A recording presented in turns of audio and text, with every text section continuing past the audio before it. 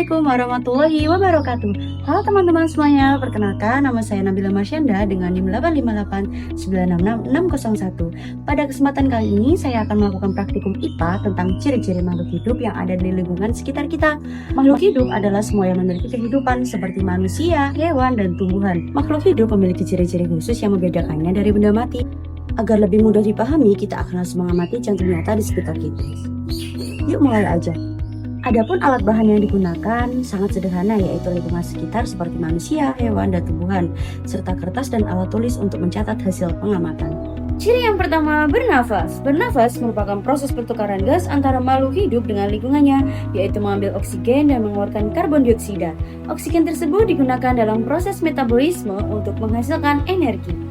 Berikut ini pada manusia. Proses pernafasan melibatkan organ seperti hidung, tenggorokan, dan paru-paru.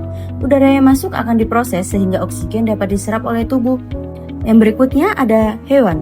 Hewan seperti berikut ini, yaitu kucing dan ayam, bernafas juga menggunakan paru-paru, sehingga mekanismenya hampir serupa dengan manusia. Dan selanjutnya pada tumbuhan. Pada tumbuhan, proses pertukaran gas terjadi melalui stomata yang terdapat pada permukaan daun. Dari penjelasan tersebut, dapat kita lihat bahwa setiap makhluk hidup memiliki cara yang berbeda dalam melakukan respirasi, meskipun tujuannya sama, yaitu untuk menghasilkan energi. Yang kedua ada memerlukan makanan. Selain bernafas, makhluk hidup juga memerlukan makanan sebagai sumber energi.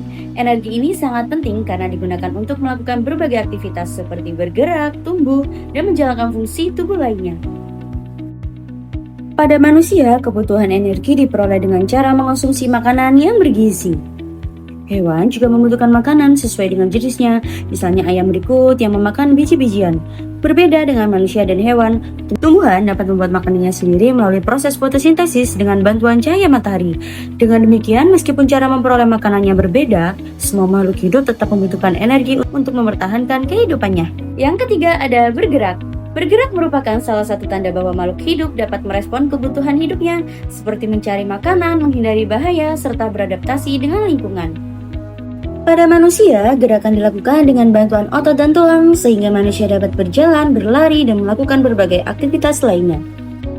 Pada hewan, juga memiliki kemampuan bergerak secara aktif, misalnya kucing berikut, yang berjalan atau berlari untuk mencari makan maupun merespon kondisi di sekitarnya. Sementara itu, tumbuhan tidak dapat berpindah tempat seperti manusia dan hewan.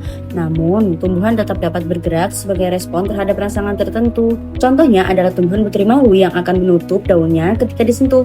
Hal ini menunjukkan bahwa semua makhluk hidup memiliki kemampuan bergerak, meskipun bentuk gerakannya berbeda-beda. Yang keempat ada tumbuh dan berkembang. Selain bergerak, makhluk hidup juga mengalami pertumbuhan dan perkembangan. Pertumbuhan merupakan proses bertambahnya ukuran dan massa tubuh, sedangkan perkembangan merupakan proses menuju kedewasaan. Tumbuhan yang awalnya kecil ini akan tumbuh menjadi lebih besar dan memiliki bagian-bagian yang lebih lengkap.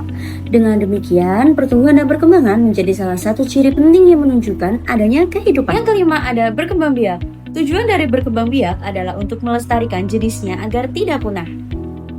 Pada hewan, salah satu contohnya berikut ini adalah ayam yang berkembang biak dengan cara bertelur. Sedangkan pada tumbuhan, pohon cabai berikut ini perkembangbiakannya dapat terjadi melalui biji yang kemudian tumbuh menjadi individu baru.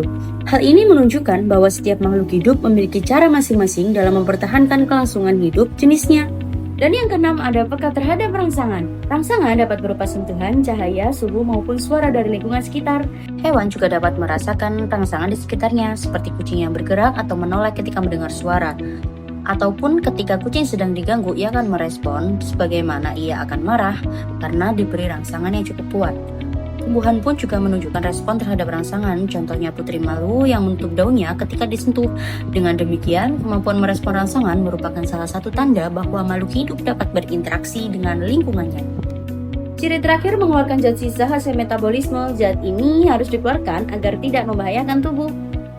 Pada manusia, zat sisa dikeluarkan dalam bentuk keringat, urin, dan karbon dioksida. Sedangkan pada tumbuhan, zat sisa dapat dikeluarkan melalui daun. Hal ini menunjukkan bahwa proses pengeluaran zat sisa merupakan bagian penting dalam menjaga keseimbangan tubuh makhluk hidup. Dari pengamatan yang telah kita lakukan, kita dapat mengetahui bahwa makhluk hidup memiliki ciri-ciri tertentu.